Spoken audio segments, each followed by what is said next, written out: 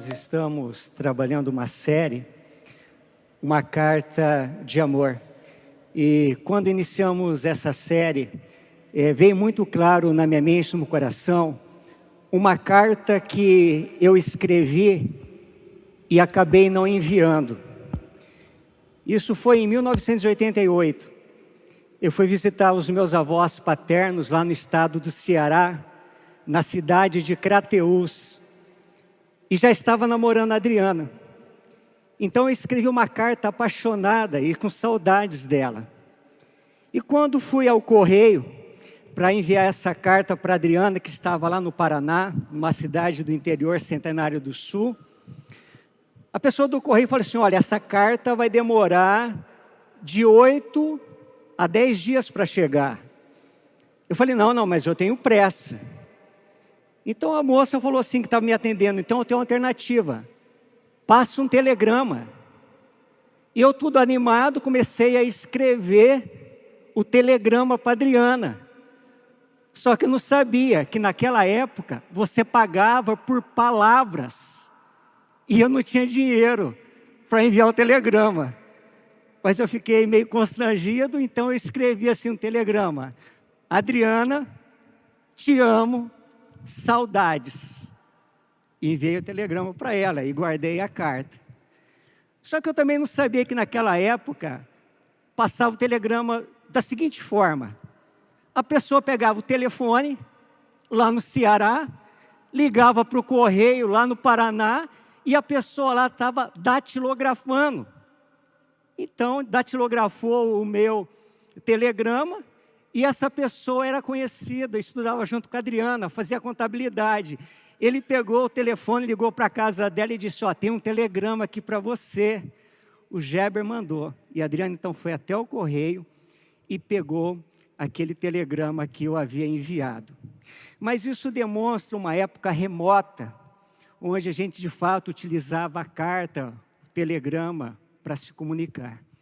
Mas hoje nós estamos diante de uma carta muito especial, uma carta atemporal, no qual é a palavra de Deus revelada aos nossos corações. Eu quero convidar você a acessar a sua Bíblia, no seu smartphone, no seu tablet, ou acompanhar a leitura que estaremos fazendo em 1 João, capítulo 4, do verso 1 ao 21, que será a base dessa nossa reflexão nesta noite, que nos diz assim: amados, não deis crédito a qualquer espírito. Antes, provai os espíritos se procedem de Deus, porque muitos falsos profetas têm saído pelo mundo afora. Nisto, reconheceis o Espírito de Deus. Todo espírito que confessa que Jesus Cristo veio em carne é de Deus. E todo espírito que não confessa a Jesus não procede de Deus. Pelo contrário, este é o espírito do anticristo, a respeito do qual tendes ouvido, que vem e presentemente já está no mundo. Filhinhos, vós sois de Deus e tendes vencido os falsos profetas, porque maior é aquele que está em vós do que aquele que está no mundo. Eles procedem do mundo, por essa razão falam da parte do mundo, e o mundo os ouve. Nós somos de Deus, aquele que conhece Deus nos ouve, aquele que não é da parte de Deus não nos ouve. Nisto, reconhecemos o espírito da verdade e o espírito do erro. Amados, amemo-nos uns aos outros, porque o amor procede de Deus, e todo aquele que ama é nascido de Deus e conhece a Deus. Aquele que não ama não conhece a Deus, pois Deus é amor. Nisto se manifestou o amor de Deus em nós, em haver Deus enviado o seu Filho unigênito ao mundo, para vivermos por meio dele. Nisto consiste o amor, não em que nós tenhamos amado a Deus, mas que Ele nos amou e enviou o seu Filho como propiciação pelos nossos pecados. Amados, se Deus de tal maneira nos amou, devemos nós também amar uns aos outros. Ninguém jamais viu a Deus.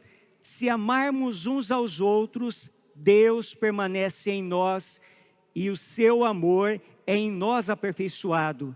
Nisto conhecemos que permanecemos nele e ele em nós, em que nos deu do seu Espírito. E nós temos visto e testemunhamos que o Pai enviou o seu Filho como Salvador do mundo. Aquele que confessar que Jesus é o Filho de Deus, Deus permanece nele e ele em Deus. E nós conhecemos e cremos no amor que Deus tem por nós. Deus é amor, e aquele que permanece no amor, permanece em Deus e Deus nele. Nisto é em nós aperfeiçoado o amor, para que no dia do juízo mantenhamos confiança, pois segundo Ele é, também nós somos neste mundo. No amor não existe medo, antes o perfeito amor lança fora o medo. Ora, o medo produz tormento, logo aquele que teme não é aperfeiçoado no amor. Nós amamos porque Ele nos amou primeiro. Se alguém disser amo a Deus e odiar a seu irmão, é mentiroso, pois aquele que não ama seu irmão a quem vê, não pode amar a Deus a quem não vê. Ora, temos da parte dele este mandamento, que aquele que ama a Deus, ame também a seu irmão. Pai, no nome de Jesus Cristo, diante da Tua palavra lida, nós pedimos agora que Teu Santo Espírito esteja de forma muito especial, falando a cada um de nós. Me coloco na total dependência do Senhor, para que possa com fidelidade transmitir a Tua palavra aos meus irmãos. É no nome de Jesus que oramos. Amém. Diante deste capítulo da carta de João, eu quero compartilhar algumas questões importantes que nós podemos ver e tirar de forma muito importante, muito particular para as nossas vidas e buscando assim aplicá-las no nosso dia a dia. A primeira delas é que uma carta que adverte contra os falsos profetas. Nos versos de 1 a 7, o apóstolo João, ele alerta sobre o perigo dos falsos profetas e ensina a importância de discernir entre o verdadeiro e o falso. Os cristãos, eles são incentivados a não acreditarem em todo o tipo de espírito, mas testar os espíritos para ver se de fato são provenientes de Deus, porque muitos falsos profetas têm saído pelo mundo. O verdadeiro espírito, ele confessa que Jesus Cristo veio em carne, o verbo encarnado. Aqueles que negam essa verdade, eles não procedem de Deus. E isso então é uma característica essencial de fé e de vida cristã. Os falsos profetas, eles são influenciados pelo espírito do anticristo. Tudo aquilo que é contra Cristo, tudo aquilo que é contra a obra redentora de Jesus Cristo, que nega a verdade sobre Jesus e tenta então desviar o crente do caminho. João alerta para a presença desse espírito do mundo e o perigo que ele representa. Alguns meses atrás, nós fomos procurados, eu e a Adriana, por uma pessoa que queria compartilhar conosco uma experiência espiritual que ela tinha tido. Ela fez uma viagem turística e voltou muito animado dessa viagem turística, porque ela relatou a sua experiência espiritual. E ali com muita fé, com muito fervor, ela disse: olha, eu experimentei algo que eu nunca experimentei na minha vida. Eu vivenciei algo inédito na minha vida. E essa pessoa, nós a tínhamos como alguém temente a Deus. Alguém que reconhecia Jesus Cristo como o único e suficiente Salvador da sua vida. E naquele relato, ela disse que tinha encontrado a luz, que tinha encontrado a paz. mas não na pessoa de Jesus Cristo, mas em uma xícara de chá, onde disse que recebeu o santo dai-me luz, dai-me paz, negando a obra redentora de Jesus Cristo, aquele que veio em forma humana, viveu entre nós, morreu, padeceu na cruz do Calvário, ressuscitou ao terceiro dia. E isso não foi suficiente para essa pessoa. Ela disse que tinha encontrado agora a verdadeira luz, a verdadeira paz. Isso exemplifica de forma muito clara esse espírito do anticristo que prevalece no mundo em que nós vivemos. É por isso, meus irmãos e minhas irmãs, que esta carta de amor, ela nos adverte. O apóstolo João assegura aos cristãos que, como somos filhos de Deus, nós já vencemos o mal, porque maior é aquele que está em nós do que aquele que está no mundo. Isso encoraja a todos nós a confiarmos unicamente em um Deus Todo-Poderoso, que enviou o seu Filho para nos salvar, e trazendo a suficiência da verdadeira paz, da verdadeira alegria que nós precisamos ter, na certeza da salvação, na certeza da vida eterna. E nesse bloco, o João termina com um chamado ao amor, esse amor verdadeiro, esse amor real. Porque quem conhece a Deus, ama a Deus sobre todas as coisas, porque Deus é amor. O verdadeiro Espírito de Deus sempre conduz ao amor, diferente dos falsos profetas, diferente dos falsos ensinos que promovem divisões, que promovem enganos em benefício próprio. Essa carta de amor nos alerta a isso. Mas uma segunda coisa que eu quero destacar nesse trecho desta carta do capítulo 4, tão importante de João, é que é uma carta que fundamenta a base do amor. João afirma que o amor, ele vem de Deus, o amor, ele provém de Deus, e que todo aquele que nasce de Deus, conhece a Deus. Isso indica que o amor verdadeiro não é algo que o ser humano pode gerar por conta própria, sozinho. Ele é uma expressão do próprio ser de Deus, ele é uma expressão do caráter de Deus. No versículo de número 8, João declara que Deus é amor. Isso significa que o amor não é apenas uma ação de Deus, mas uma descrição essencial de quem Ele é. O amor, ele é a base, o amor, ele é o fundamento de todas as ações de Deus, do relacionamento com a criação, do relacionamento com o ser humano. João explica que Deus demonstrou o seu amor ao enviar o seu Filho, o seu único Filho, o Filho unigênito, ao mundo, para que por meio dele nós tivéssemos livre acesso a Deus. Por favor, preste atenção aqui. Não existe vários caminhos que conduzem a Deus. Jesus Cristo é o único caminho. Jesus Cristo é a única verdade. Jesus Cristo é a única vida.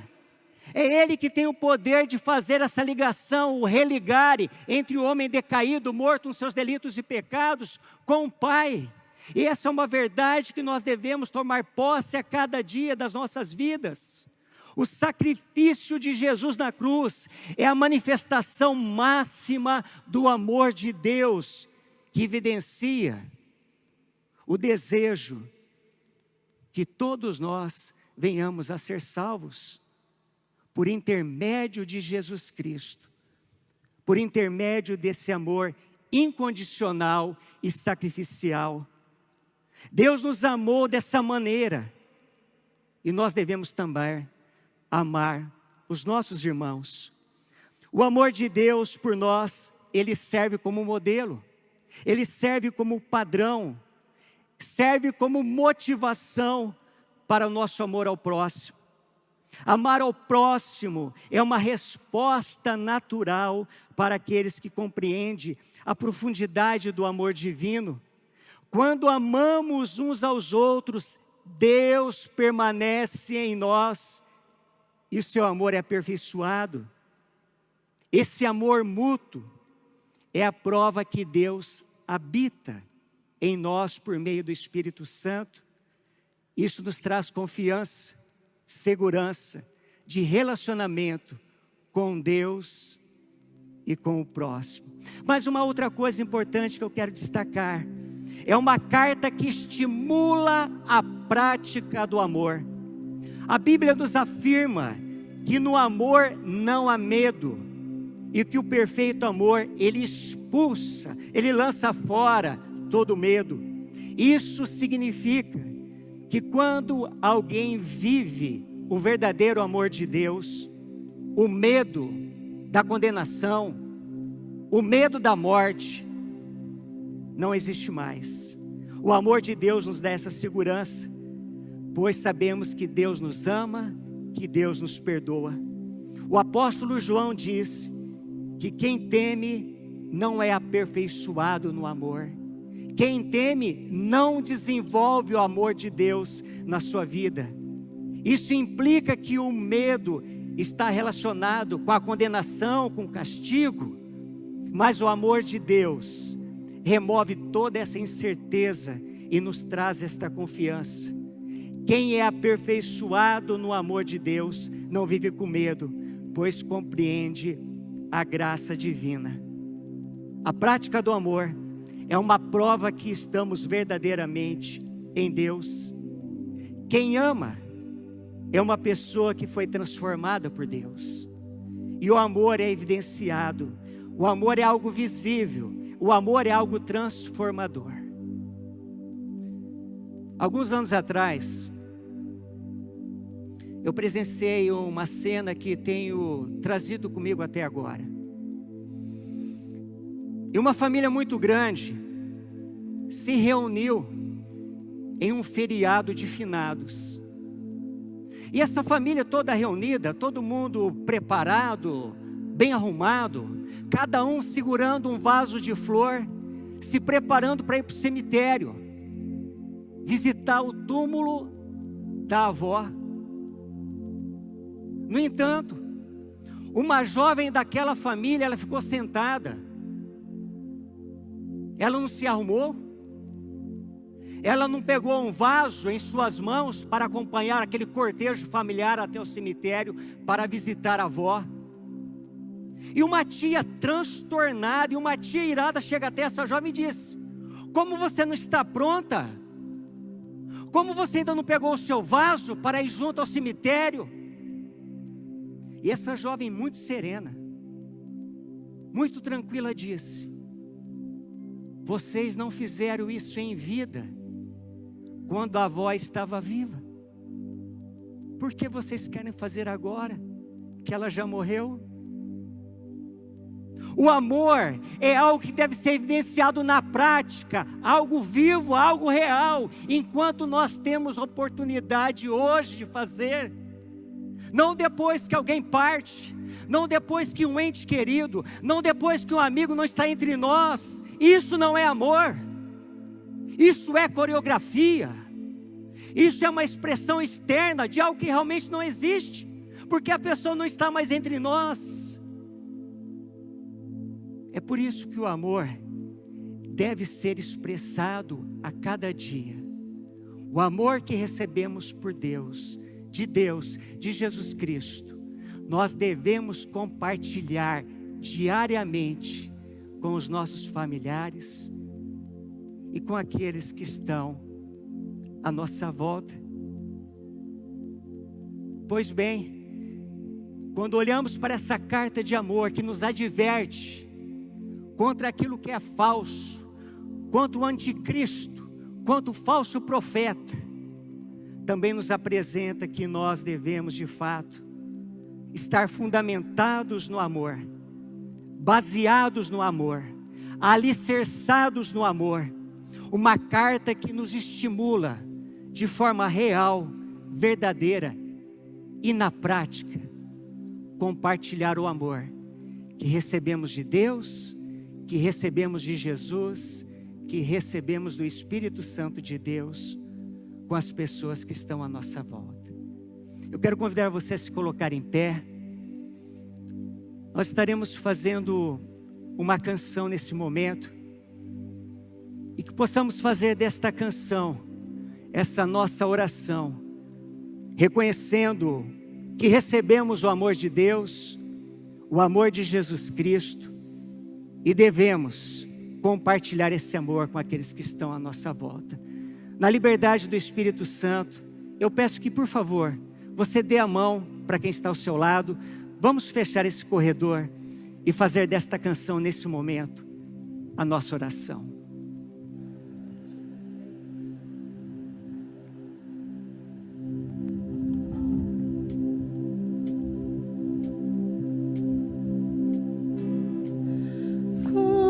Precioso irmão, estar bem junto a ti, juntos lado a lado, andamos com Jesus, expressamos o amor que um dia Ele nos deu, com seu sangue no Calvário, sua vida trouxe a nós.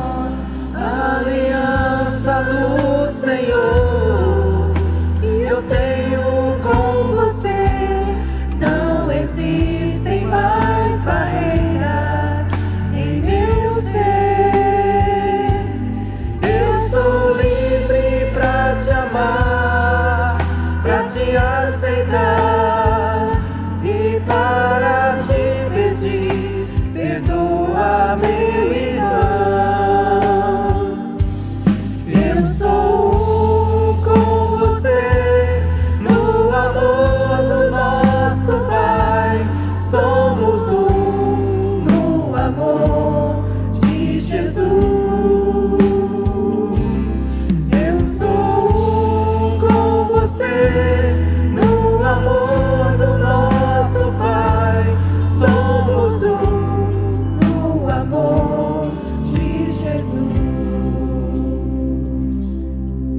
Pai, esse amor que foi manifesto, aliançado na cruz do Calvário por intermédio de Jesus Cristo e que nos faz um com os nossos irmãos, nós pedimos que cada dia mais nós possamos vivenciar de fato e verdadeiramente esse amor que recebemos de Jesus Cristo, do Deus Pai, do Espírito Santo, compartilhando com aqueles que estão ao nosso lado, à nossa volta. Nos ajuda, Pai.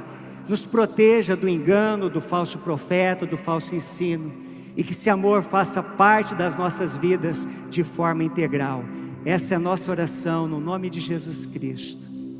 Amém.